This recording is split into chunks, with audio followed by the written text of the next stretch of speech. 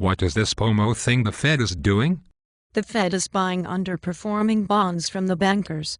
Is the Fed getting a good deal for these bonds? No. The Fed is paying a premium price for the underperforming bonds. Why is the Fed doing this? Doesn't the Fed know that they are wasting money? The Fed is doing this so that the bankers can make money by buying cheap bonds, then reselling them to the Fed at a higher price.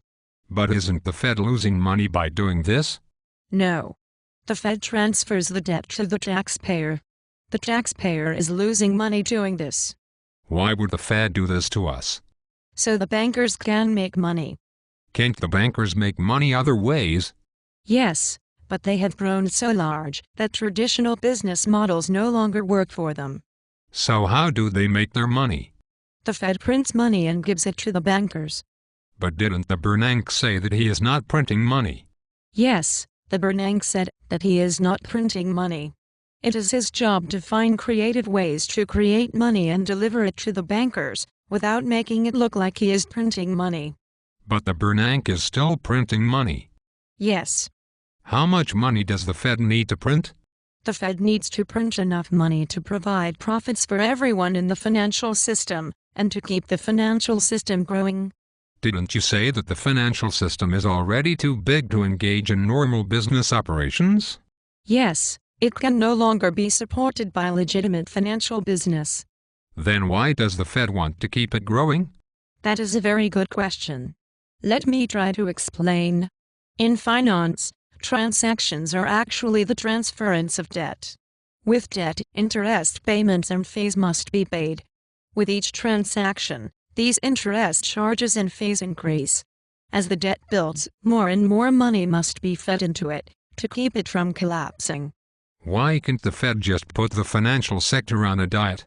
If the Fed does not keep increasing the quantity of money that it prints and feeds to the financial sector, then eventually the debt will absorb it all, and the bankers and brokers won't make their bonuses. Eventually they would not get paid at all, and the banks and brokerage houses will fail.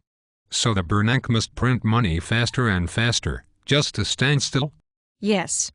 The financial sector must keep growing and growing or it will collapse. And if it collapses, that will be bad. Yes, it is so huge that if it collapses now, it will crush our entire civilization. How big can it grow? Nobody knows. But we do know that a black swan event will eventually make it crash anyway. When will this black swan event happen? Nobody knows. That's why it is called a black swan event. One day, it will all crash. Why didn't they just let it crash while it was smaller? The same reason that people don't go to the dentist when they get a toothache. But isn't it just trading a little pain now, for a lot of pain later? Yes, that is exactly what it is. That is so irresponsible. Yes. What will happen when the black swan event arrives? We will bail out the bankers, and the Bernanke will run the money presses faster. The Geithner will announce that they have solved the problem. But the problem will not be solved.